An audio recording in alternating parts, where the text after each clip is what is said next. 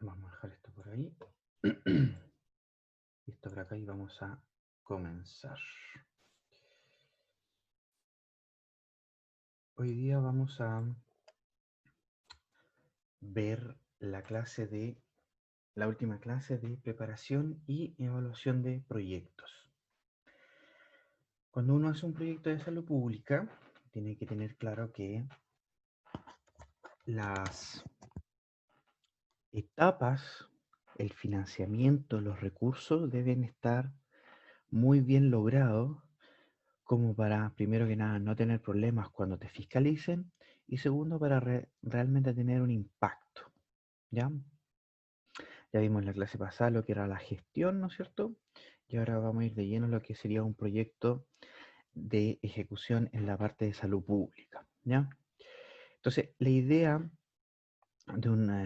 de preparar un proyecto, de evaluar un proyecto, es más que nada, es, como sale en la diapositiva, un objetivo que se piensa hacer, para lo cual se establece un modo determinado de hacerlo, con un conjunto de medios necesarios y una secuencia. Falta la definición que debe ser evaluado, ¿ya? Porque si no evaluamos, no sabemos qué impacto tenemos. Como no sabemos qué impacto tenemos, no sabemos si nuestro proyecto está sirviendo o simplemente no está generando la ayuda que queremos obtener, ¿ya? Entonces a esa definición hay que agregarle que debe ser evaluado, ¿ya? Cuando uno se enfrenta a la creación de un proyecto, hay varios pasos que hay que tener en consideración, ¿ya?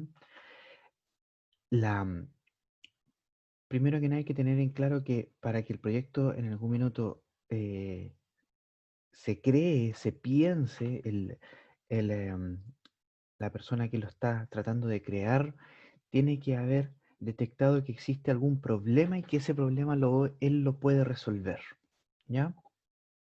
Eso es lo primario. Segundo, que esa,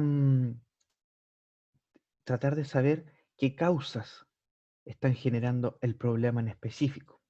Cuando tenemos esas dos cosas bien determinadas, ya podemos ir empezando a irnos a lo más profundo, que serían los objetivos, los recursos que se necesitan, quién va a apoyar con la estrategia, quién va a gestionar, las actividades que vamos a hacer, si son actividades educativas, si son em, intervenciones, etcétera, ¿ya?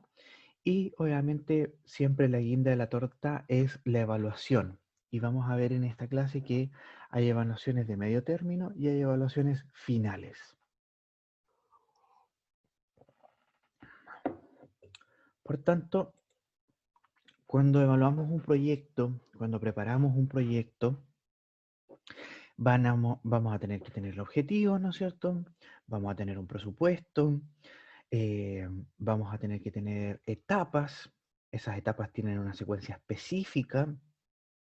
Y lo importante es ver que estemos validados. Es decir, por ejemplo, em, nosotros queremos hacer una sesión educativa un sábado en la mañana. ¿Quién se inscribe? Y tienes 100 inscritos. Perfecto, está completamente validado. ¿Ya?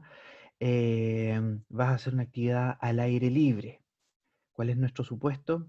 Que va a haber buen tiempo, que el local que arrendamos o que conseguimos esté en óptimas condiciones. Ahí nuestro supuesto se valida cuando tenemos todo eso saldado, ¿ya?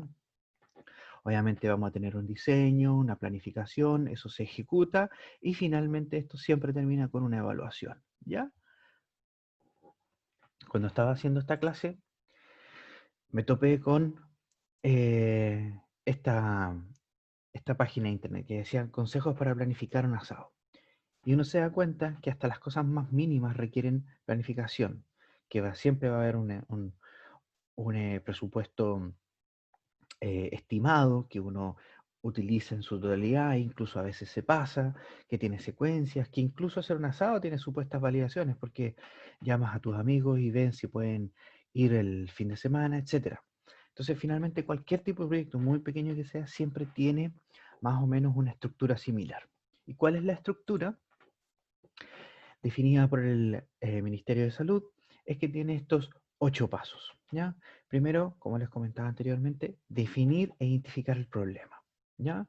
Obviamente, cuando tenemos un problema, vamos a tener, o es deseable tener indicadores objetivos que nos están diciendo que la prevalencia de tal enfermedad es tanta, que la participación de cierta comunidad es tanta, etcétera. Generalmente nos vamos a enfocar en patologías en salud, porque eso es lo nuestro, pero no necesariamente tiene que ser siempre abocado a la patología. Pueden ser que se necesite mayor participación de la comunidad, entonces el problema es que no tenemos confianza con la comunidad o somos nuevos en ella y necesitamos presentarnos.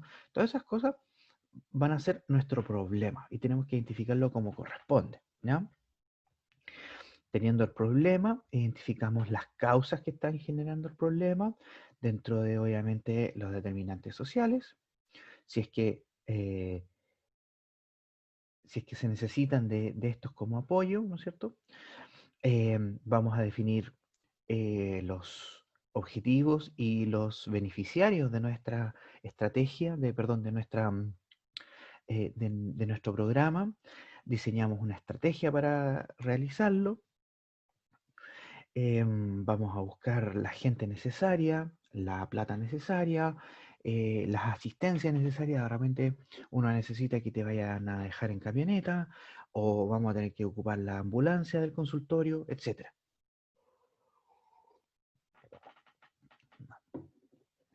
Se operacionalizan las actividades, es decir, se ponen en una tabla, se dice qué actividad, qué día, con qué recursos, con qué personas y cuál es el objetivo de esta actividad. Eso es como una planilla Excel, ¿ya?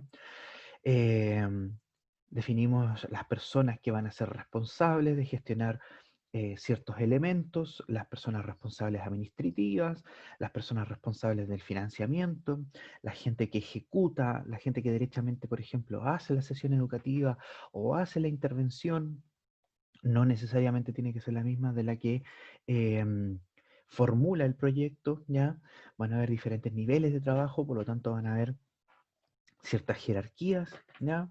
Y todo esto siempre con una modalidad, un departamento, una persona responsable de la evaluación de dicho proyecto, ¿no? Primer paso, identificar el problema. Para tener el problema claro, primero tenemos que caracterizar nuestra población y definir que existe una realidad insatisfactoria. Pacientes, por ejemplo, con hemodiálisis sin atención en la parte pública, que ya lo vimos, ¿no es cierto? Que la mayoría se atendía en la red privada. Eso implica la utilización de recursos humanos y administrativos para gestionar que gente de FONASA se atienda en una clínica privada. Se debe gestionar la movilización de dichos pacientes, se debe evaluar cómo eso se está tratando, ver los niveles de satisfacción de los usuarios, etcétera. Eso implica muchos costos en salud, como vimos anteriormente. Em, ¿Quién está controlando eso? Hay un débil control de los pacientes que atienden en la red privada, porque obviamente la red privada no es una red interconectada, no está conectada ni siquiera con el servicio de salud local. Entonces, ¿cómo estamos fiscalizando eso? Quizá muy poco, quizá puede ser que sea satisfactorio, pero generalmente no es así. Entonces, esa es nuestra realidad. Como problema, identificamos que los pacientes debiesen ser atendidos en el futuro, ¿no es cierto?, en la red pública. ¿Cuál sería nuestra realidad entonces deseable? Que exista, en vez de una clínica privada, que sea una clínica pública y que en esa clínica pública se atienda a los pacientes que necesitan diálisis, perdón. ¿Y qué vamos a tener eso? Vamos a tener una mejor cobertura porque yo propongo que se haga una red nacional, Obviamente vamos a tener mejor control porque esto va a estar bajo la tutela del Ministerio de Salud o de la tutela del Servicio de Salud, ¿no es cierto? Em, Puede incluso generarse investigación a nivel público, vamos a tener los pacientes ahí eh, listos y dispuestos para tomarles exámenes, ver cómo están los indicadores de salud, ¿no es cierto? Finalmente, si esto lo llevamos a una utilización pública, debiesen bajar los costos de salud porque además de que no estamos haciendo una gestión externa, los recursos se están redistribuyendo a nivel público con los costos de nivel público, no con costos de nivel privado que están generalmente basados en el mercado. Em, Vamos entonces a tener indicadores de una situación actual, que sería bajo el ejemplo anterior, que el 80% de los pacientes con falla renal se atienden en atención privada y vamos a tener datos estadísticos propios de estos pacientes y datos históricos, ¿ya? Es decir, todo lo que nos da una base argumentativa sólida como para decir, mire, la verdad es que yo quiero hacer un proyecto y quiero cambiar esto. ¿Y qué es lo que quiero cambiar? Quiero que en vez de los 80% de los pacientes de falla renal se atiendan en la parte privada, tengo que, quiero que ese 80% sea en atención pública y solamente un 20% se atienda en atención privada.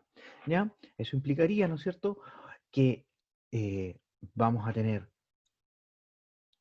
un 60%, o sea, perdón, 60 puntos de cambio. Ahora ya simplemente el 20% se va a atender en salud pública y el 80% en salud, perdón, el 80% se va a atender ahora en la atención pública y solamente un 20% en la atención privada. ¿Ya? Eso nos va a generar, obviamente, datos a corto plazo, datos a mediano plazo, datos a largo plazo. ¿No?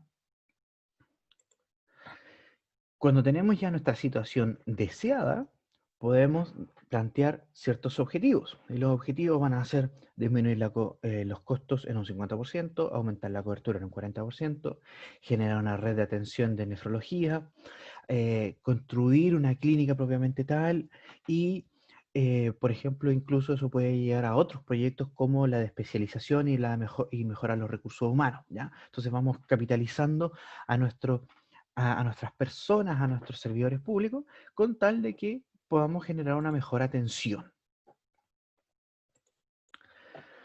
Cuando tenemos eso claro, cuando ya tenemos cuál es el problema, empezamos a reconstruir las causas del problema en base a los determinantes sociales cuando estos obviamente sean necesitados, porque no todas las veces vamos a intervenir en problemas de salud, de repente vamos a tener que intervenir en problemas que tienen que ver con la participación ciudadana, con la educación de nuestros pacientes, con la necesidad estratégica de que los pacientes puedan entender cómo funciona el servicio de salud o qué implica que haya un nuevo hospital. Em, por ejemplo, cuando los consultorios suben de nivel, pasan de tener, pasan a tener mucho mayor recursos y eso va a implicar ciertas facilidades para la gente, entonces tenemos que educarla, que van a tener mayores servicios, etcétera, para que los ocupen bien, ¿ya? Pero cuando estamos hablando de patología, vamos a tener qué determinantes sociales están afectando em, esa patología y vamos a tener que obviamente ver quién es el responsable a nivel central y a nivel municipal, es decir, a nivel local, qué necesitamos trabajar, a nivel central, qué se necesita trabajar, ¿ya? Generalmente los indicadores de salud no bastan, no simplemente basta en decir que se están gastando millones de pesos en salud o que hay un 80% de pacientes que no está siendo atendido. Eso generalmente no es lo suficiente. Necesitamos ver otros datos y otros datos que no solamente van a aportar gente de la salud.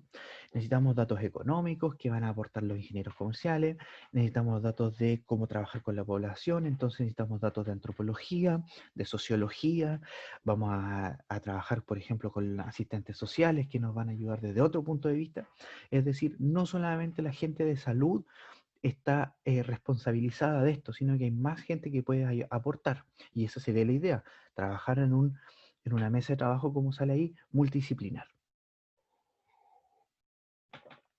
en base a las competencias que tiene cada profesional. Entendiendo que la expresión de la patología no es toda la... no nos está contando todo lo que está sucediendo. La punta del iceberg sería la patología, pero todo lo que está bajo agua serían, aparte de los determinantes en salud, problemas que de repente no son explicados simplemente con los determinantes, sino que también con factores sociales, factores psicológicos o factores propios de dicha colectividad, de dicha comunidad. ¿Ya? Por ejemplo, si vemos la retinopatía diabética en este caso, tendríamos que ver cuáles son los costos en salud privada, qué acceso tiene ese paciente a la salud privada o a la salud, o a la salud municipal, si realmente ese paciente está haciendo un real control de su patología diabética o si está siendo controlado por el profesional idóneo, es decir, en el servicio público lo está viendo un internista o un diabetólogo, qué tipo de nutrición está realmente este paciente está yendo a sus consultorías con el nutricionista, está haciendo la terapia que le dice el nutricionista, o peor aún, tenemos nutricionistas en el consultorio, de repente no están. Em, ¿Qué factores predisponentes tenía ese paciente? Si tiene historia de diabetes en su familia, ¿no es cierto? ¿Qué nivel de pobreza tiene y por lo tanto educación? Todo eso tiene obviamente mucha influencia en lo que es la expresión final de la patología del paciente y por tanto tenemos que atacarlo como corresponde. Cuando tenemos todo lo anterior ya más o menos definido, eh, tenemos que definir los objetivos, tanto los objetivos específicos como los objetivos generales, ¿ya? Los objetivos que planteamos anteriormente en los dos puntos anteriores eran objetivos que son objetivos a grandes rasgos, ¿ya? Objetivos que no son tan, eh, que son más que nada hechos para identificar el problema y dar luces de lo que se quiere lograr.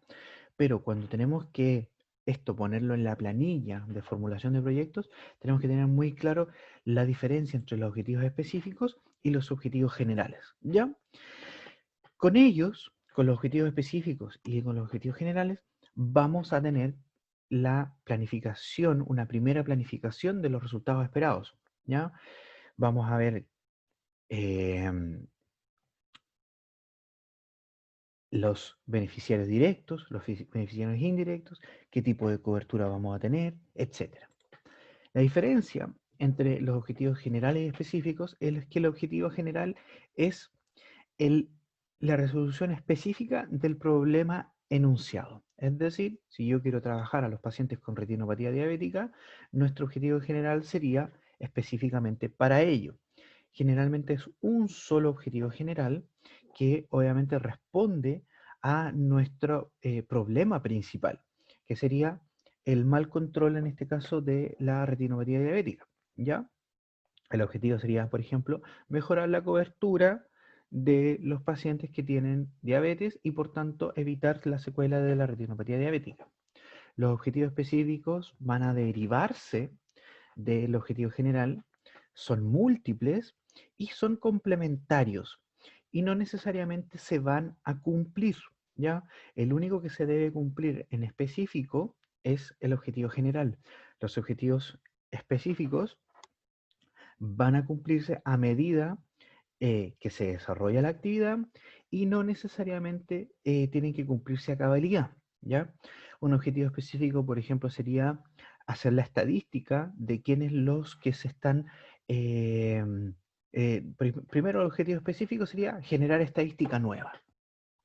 Dentro de esa estadística nueva, pudiésemos tratar de diferenciar quiénes se están cuidando mejor, los adultos o los más jóvenes. Se están cuidando más las mujeres que los hombres.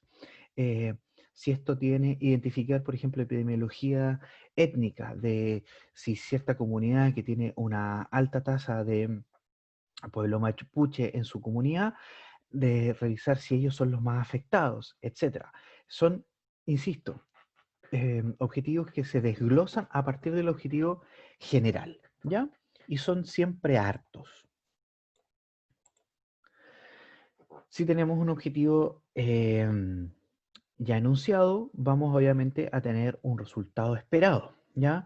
Y aquí se da un ejemplo. Por ejemplo, madres y padres que eh, perciben la importancia del control de salud a nivel municipal, ese va a ser nuestro objetivo, que ellas, después de la educación que le hicimos, después de las actividades educativas, las madres ya reconocen la necesidad de hacer un control de salud.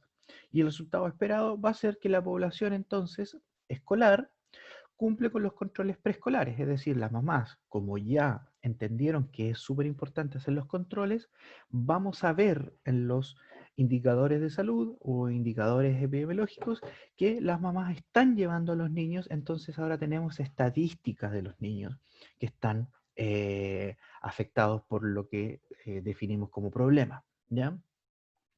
Y vamos a tener, obviamente, el beneficiario directo, que serían los niños que están participando del programa, y los beneficiarios indirectos, que serían, obviamente, el círculo interno de dicho alumno, de dicho paciente, que es un niñito, entonces tiene que ser llevado por la mamá.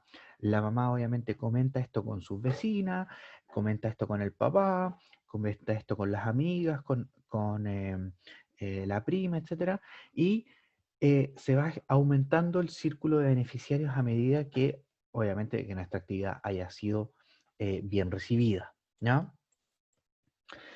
La cobertura se establece como una ecuación matemática que debemos diferenciarla de lo que son los beneficiarios. Los beneficiarios es la población que nosotros indicamos que vamos a trabajar, ¿ya?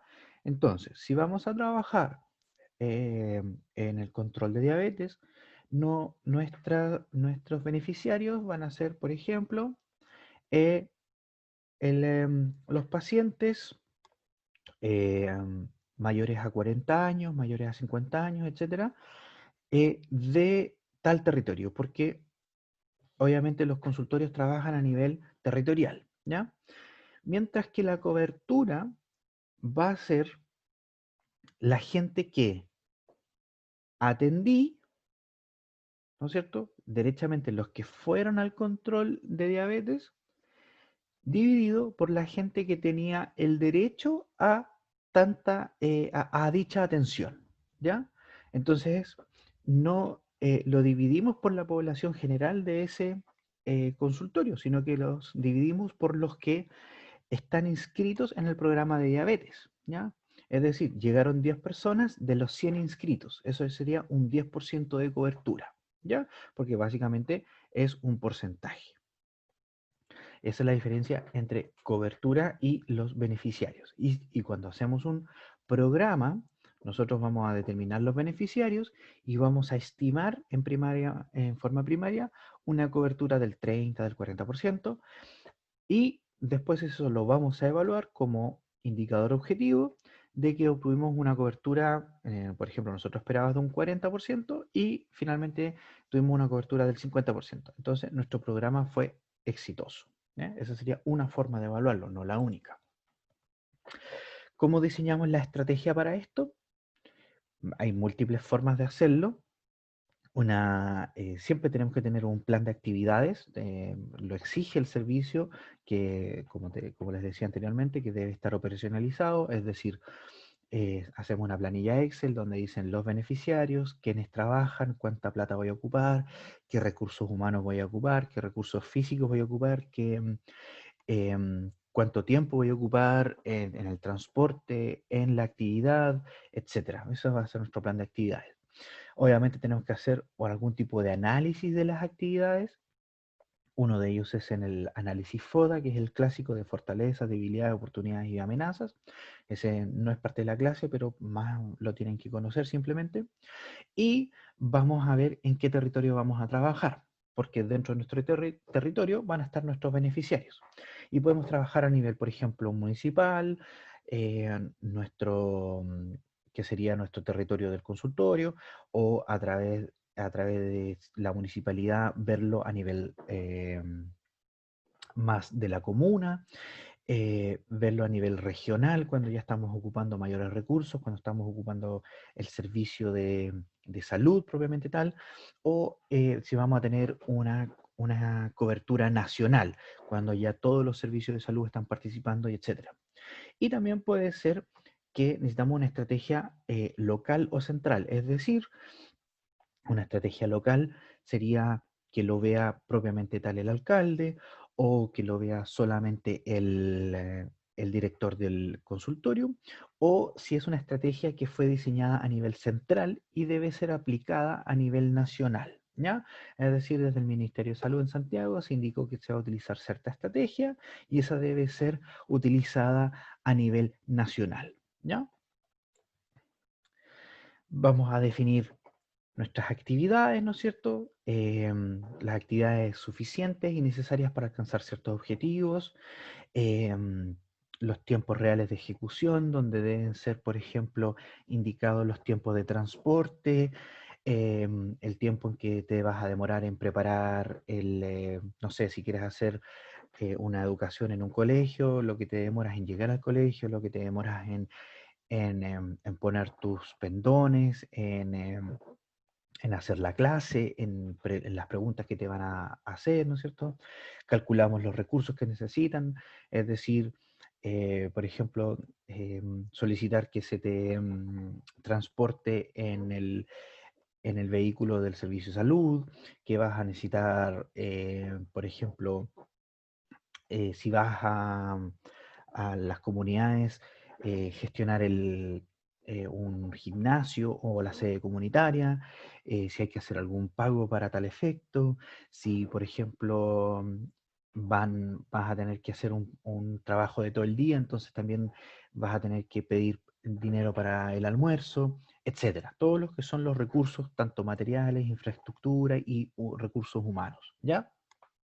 Y hay algunos recursos que te van a decir que sí y otros recursos que te van a decir que no. Por ejemplo, em, se utiliza o la utilización de la camioneta para ir a comunidades que están más lejanas, para ir a la posta rural, etcétera, está completamente aceptado. No así que te vayan a dejar en ambulancia. Y en algunos casos sí vas a tener que requerir la utilización de la ambulancia, por ejemplo, para hacer em, promoción de donación de sangre, donde necesitáis obviamente un espacio más clínico para trabajar, ¿ya? Todo eso te van a decir que sí o te van a decir que no, ¿ya? Y cuando hacemos la operacionalización de actividades, ¿no es cierto? Debemos definir qué actividad vamos a hacer. Es decir, la actividad, por ejemplo, va a ser la capacitación de enfermeros, entrenadores y técnicos de salud y profesionales en promoción de actividad física y vida activa. ¿Cuál va a ser nuestro resultado?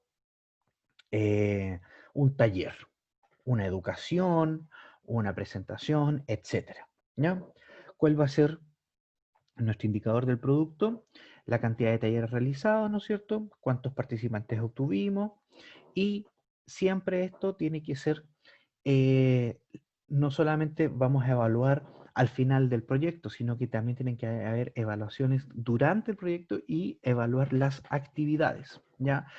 Con eso obtenemos un monitoreo de lo que estamos haciendo y vamos haciendo un feedback inmediato de nuestro trabajo. Y en este caso, por ejemplo, cuando uno hace actividades educacionales, después de las clases, uno hace una prueba de conocimientos, ¿no es cierto? Y los participantes de dicha clase obtienen una nota, ¿ya?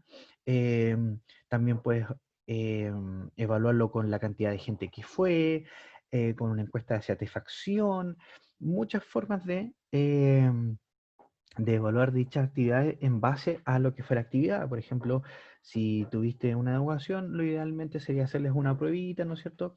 Pero va a ser diferenciado, no hay una fórmula específica para evaluar las actividades, ¿ya? Los últimos dos puntos, que es la definición de quién gestiona el proyecto y de la modalidad, va a estar en base a quiénes son los participantes, ¿ya? Por ejemplo, aquí tenemos el organigrama del Departamento de Salud de la Municipalidad de San Clemente, ¿no es cierto? Y vemos que, por ejemplo, arriba de nuestro organigrama está el alcalde y bajo él están todos, o sea, el alcalde sería el que tiene mayor responsabilidad y bajo él existen responsabilidades que son horizontales y otras que ya van derechamente más abajo. Entonces tenemos que definir quiénes van a trabajar, cómo nos van a ayudar, ¿no es cierto? Cuando hacemos un proyecto tenemos que tener claro que es el municipio quien va a entregar los recursos. Entonces, nosotros vamos a entregar nuestro proyecto, el alcalde finalmente lo va a aceptar, ¿no es cierto? Pero van a haber pasos intermedios que van a implicar que, por ejemplo, si yo quiero hacer algún tipo de educación, intervención en la población, voy a tener que ir, por ejemplo, a el almacén y ver, por ejemplo, cuántas jeringas tengo. O cuántas, si quiero ir a hacer vacunaciones, em, cuántas jeringas tengo, cuántos medicamentos tengo, etcétera. Obviamente voy a tener que ir al departamento jurídico y ver que todo esté lo más legal posible, ¿no es cierto? Ir a finanzas, pedirles las platas, etcétera. O sea, aquí está toda la gente em, que si bien participa de alguna forma de nuestro proyecto, no es un participante activo del proyecto, sino que son la gente que nos está ayudando. Y obviamente, cuando uno tiene este tipo de organigrama, te ayuda a organizarte para ver dónde tienes que ir a buscar ciertos recursos, tanto humanos como físicos. ¿Ya? Siempre tiene que haber un responsable administrativo que finalmente va a ser quien pone la cara cuando pase algo. También es el que va a recibir los aplausos, pero ojalá esto sea una responsabilidad generalmente compartida. No necesariamente el responsable administrativo tiene que ser quien lidera, pero siempre tenemos que definir un líder, quien va a tomar las decisiones de cómo hacer las cosas, quién va a hacer las cosas, alguien quien nos lidere, que nos ayude y quien defina cuál va a ser el, los participantes y quiénes van a ser los participantes directos, los que están directamente relacionados con el proyecto y los que no están desarrollados, perdón, los que no están incluidos en el proyecto, pero que nos van a asistir. Por ejemplo, nosotros vamos a tener un equipo, ya, si queremos hacer ir a hacer una vacunación masiva a una comunidad, eh, la persona va a estar, por ejemplo, el enfermero, varios paramédicos, puede que haya un médico que esté supervisando, etcétera, pero no necesitamos que la persona de bodega nos ayude, sino que nosotros vamos a ir a buscar las cosas a bodega, él nos las va a entregar y después nosotros nos vamos a ir y obviamente después le vamos a devolver todos los insumos que no utilizamos. Pero la gente que cuida la bodega, que está responsable de los insumos, esa no es parte de nuestro proyecto, sin embargo nos ayuda. Ese sería el personal de asistencia, ¿no es cierto?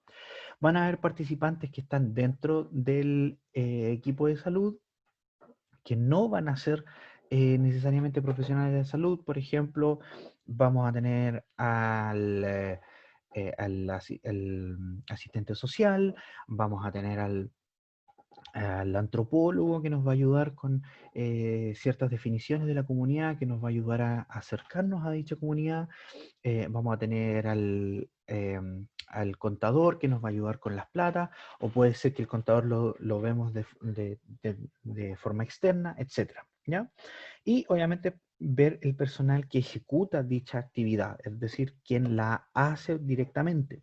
Y no necesariamente todo el equipo de salud va a ir a ejecutar el proyecto en terreno, sino que solamente se va a necesitar la gente específica que lo ejecuta y definirla como tal, como quién es responsable de hacer la educación, quién es responsable de em, pedir el gimnasio, pedir la sala del colegio, etcétera, ¿ya? Y obviamente cuando defines el equipo de trabajo, defines las responsabilidades de cada uno en base a las competencias que cada uno tiene. Ves los tiempos, quién pone la plata, cuánta plata, qué territorio vamos a utilizar, los beneficiarios que vamos a atacar no necesariamente van a ser todos los beneficiarios al mismo tiempo, sino que van a ir por ejemplo, por centro de madres o por clubes de fútbol, todo lo que vamos a ir trabajando a nivel comunitario, no necesariamente es toda la población en un mismo minuto, sino que puede ir atacando ciertos nichos, ¿ya? Siempre llevar una bitácora de lo que se hace, cómo se hace, las dificultades que uno obtuvo, las facilidades que uno pudo obtener, con tal de que eso nos sirva después para la evaluación, en el sentido de que si no se cumplen ciertos objetivos, uno tiene el respaldo de decir, mira, esto no se cumplió, pero porque la comunidad no participó, llegaron 10 personas, teníamos 100 personas esperadas, no hubo una publicidad suficiente, etcétera.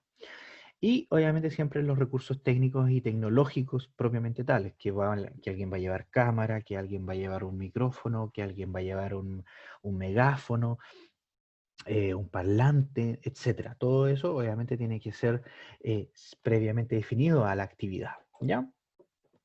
¿Y por qué tenemos que evaluarlo? Ya que siempre hemos hablado de la importancia de la evaluación. Porque si no tenemos un ente fiscalizador o nuestro ente fiscalizador no sirve, está haciendo mal la pega, tenemos esto. Esta es una noticia del 2016, nuestro hospital nuevecito de paquete, a los pocos años, pum, al tiro, un escándalo de corrupción, de plata perdida, de dónde están los responsables, esa plata finalmente dónde está, quién la retorna, quiénes son los responsables y si esa responsabilidad implica em, penas de cárcel o implica multas o etcétera. ¿Ya? Es súper importante que haya evaluación porque los caudales públicos obviamente tienen que ser respondidos ante una autoridad mayor, que sería en este caso el fisco, y como sabemos, siempre falta plata en el sistema público, entonces no podemos andar desperdiciándola, ¿ya? Menos con hechos de corrupción, ¿ya? ¿Qué se entiende por la evaluación? Se entiende que se hace una valoración de los elementos que se trabajaron, ¿ya? Siempre bajo un criterio estándar, eh, siempre bajo que se sepan qué criterios se van a evaluar y qué criterios y cómo se van a evaluar, ¿ya? La evaluación entonces va a tratar de reconstruir la causalidad esperada en base a lo que queríamos realizar, el producto que finalmente se obtuvo y el impacto que vamos a tener en dicha población, ¿ya? En esa secuencia específica, ¿ya? Es decir, qué actividades hice, qué producto yo obtuve y qué impacto tuvo ese producto en la población beneficiaria. Y eso puede ser, por ejemplo, visto desde el punto de vista de cobertura o desde el punto de vista educativo, etcétera. Y vamos a ver una diferencia entre lo que es el monitoreo y la evaluación. Se habla de monitoreo cuando uno hace pequeñas, como estaba anteriormente dicho, pequeñas bitácoras de lo que se está haciendo con tal de hacer un seguimiento, pero es un seguimiento durante el proceso. En cambio, la evaluación es cuando ya el proceso ya se hizo. Es decir, uno tiene un monitoreo durante la actividad educativa y una evaluación posterior a la actividad educativa, ¿ya? Em, Finalmente, todos esos monitoreos, todas esas bitácoras, yo las evalúo al final, que puede ser a la mitad del trabajo, cuando, por ejemplo, yo planifiqué 10 actividades, a la quinta actividad yo veo el monitoreo de las 5 anteriores y evalúo y hago una evaluación de medio término. Finalmente hago una reestructuración y continúo con las otras 5 educaciones, ¿ya? Por lo tanto, el monitoreo va a pesquisar las falencias durante el proceso. Y eso es súper importante porque permite un feedback instantáneo y obviamente si vemos que existen ciertas diferencias o ciertas falencias, las vamos a rápidamente mejorar en la siguiente actividad, ¿ya? Por ejemplo, si yo hice una actividad que requiero movilizarme y vi en la distancia que más o menos me iba a demorar 30 minutos en llegar a tal colegio. Desde el servicio de salud me voy a demorar 30 minutos, por ejemplo, en llegar a Lerce. Pero derechamente el tráfico de esa hora me hizo que me demorara una hora. Eso puede indicar lo siguiente, que está mal planificado, es decir, no tengo que salir a esa hora, porque puede ser que a esa hora hay taco, o que puedo diseñarla que voy a ir más tarde, donde ahora donde no hay taco, o planificar otra estrategia, por ejemplo, ir a Lerce a través de la carretera y no a través de a la carretera 5 Sur y no a través del camino al Erce. Eso pueden ser estrategias que nos van a servir para mejorar nuestro tiempo en llegar al, al colegio y obviamente tiene que ser rápido, de un día para otro tiene que ser el ajuste, no esperar la quinta o la sexta evaluación, ¿ya? Sino que tiene que ser rápido, ¿ya? Se va a monitorear específicamente el plan de actividades. Eso es lo que sí monitorea. Ese es el lugar donde se hace dicho seguimiento. En cambio, la evaluación va más de arriba. La evaluación pesquisa el monitoreo de todo lo anterior y la evaluación no solamente va a ver el plan de actividades, sino que también va a evaluar cómo se ocuparon los recursos económicos, cómo se ocuparon los recursos, el recurso tiempo, etcétera, ¿ya?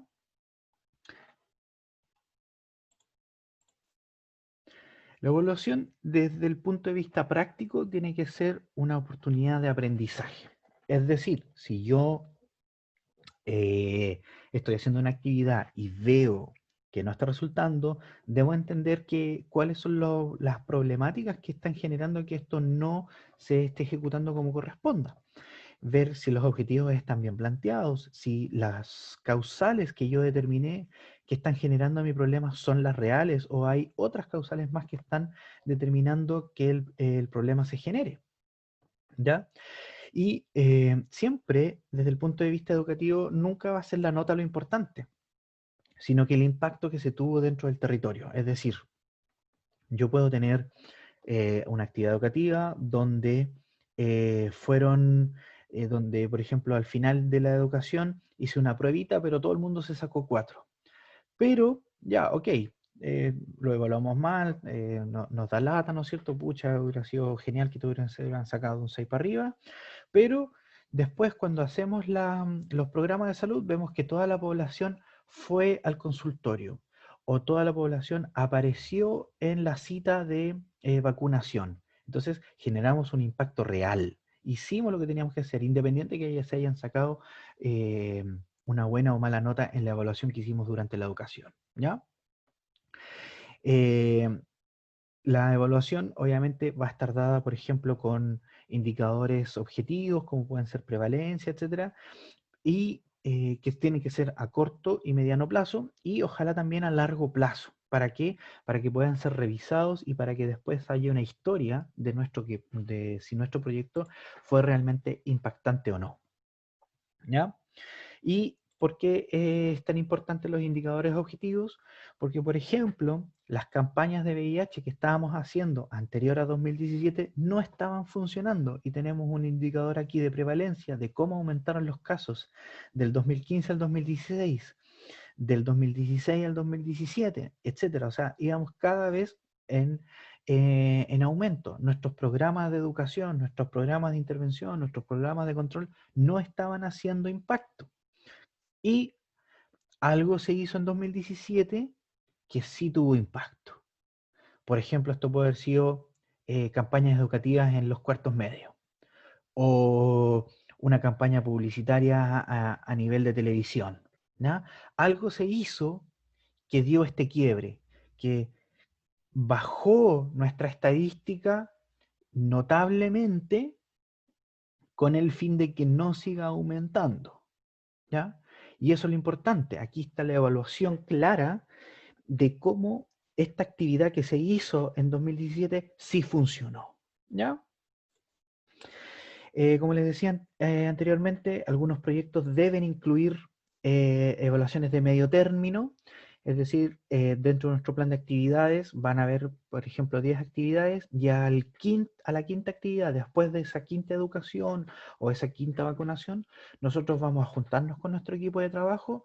Nuestro equipo de trabajo nos va a abrir las bitácoras y decir, mira, la verdad es que nos estamos demorando mucho en esto, la gente de recursos, la gente de bodega no nos está entregando las vacunas, la nosotros pedimos 1 millón de pesos para movilización y realmente empezamos a gastar plata desde nuestro bolsillo porque sale mucho más caro, etcétera. Todo eso se debe conversar en el equipo de trabajo. ¿Para qué? Para reevaluar la estrategia, ver las dificultades, cómo las estamos sopesando, eh, si no estamos teniendo impacto, si las evaluaciones dicen, mira, ¿sabe que no estamos generando un impacto verdadero? Tenemos que revisar, ir atrás, revisar el problema, redefinir las causales y, con, y obviamente de repente nuestros beneficiarios no van a ser eh, los indicados y tenemos que hacer una reestructuración